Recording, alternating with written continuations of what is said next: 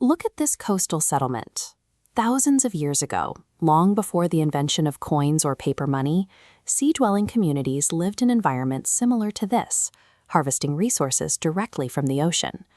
These coastal groups had an abundance of salt, an essential commodity necessary for preserving food and surviving the monsoon season.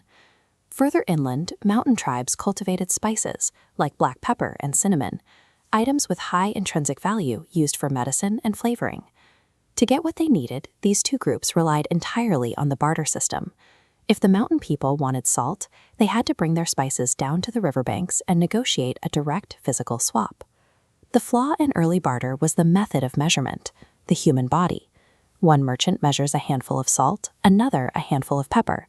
Because human hands vary wildly in size, trades were inconsistent, creating immediate friction and disputes between tribes.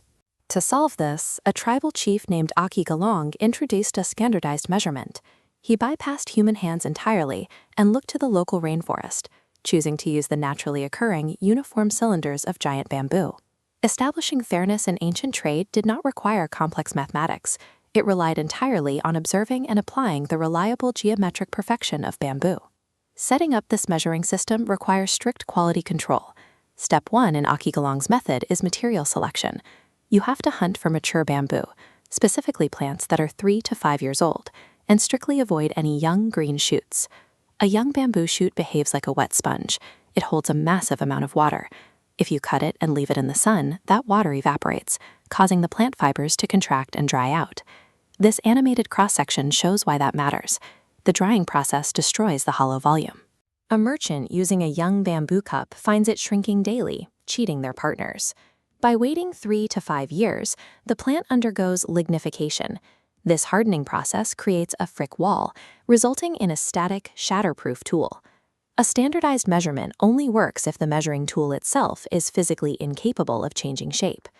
Step 2 requires identifying the correct part of the plant. Galong did not use the entire stalk.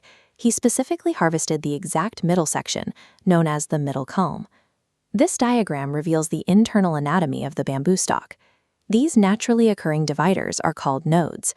The completely hollow, sealed chamber between two solid nodes is called the internode. The middle culm is the ideal section to harvest because both the diameter of the tube and the length of the internode reach their absolute straightest and most stable proportions here. By identifying the middle culm, early humans discovered that nature had already pre-manufactured a perfectly sealed, uniform unit of account. This historical photograph shows a merchant at a market stall utilizing cut bamboo tubes. In the Malay archipelago, a small single internode cup used for measuring volume was traditionally known as a kupak. Having a uniform cup solves the physical problem, but it creates a social one. Galong had to convince two completely independent, often rival tribes that this specific bamboo container represented an objective truth. The solution is calibration. To prove the cup's capacity, Galong would fill the bamboo to the exact brim with freshly harvested rice grains in full view of both trading parties.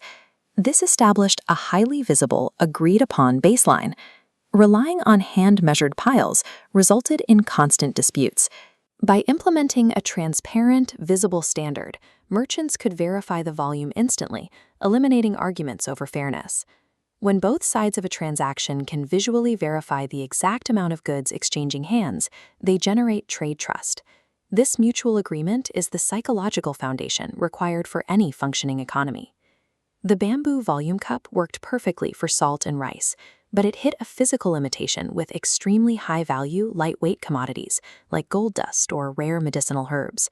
For those, volume is simply not precise enough.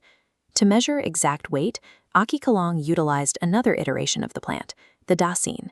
This is an ancient hanging scale crafted from a dense, perfectly straight bamboo rod.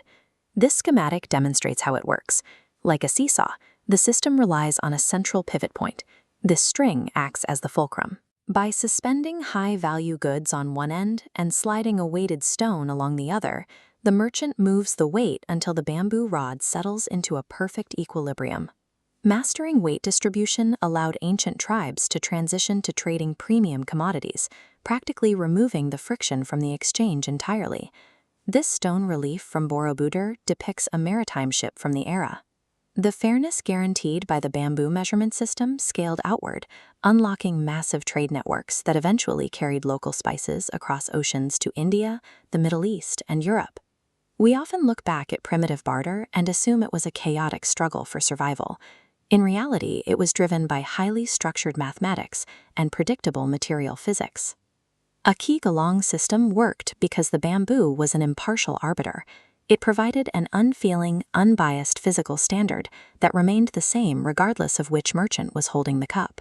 The tools have transitioned from wood to software, but the core logic is identical.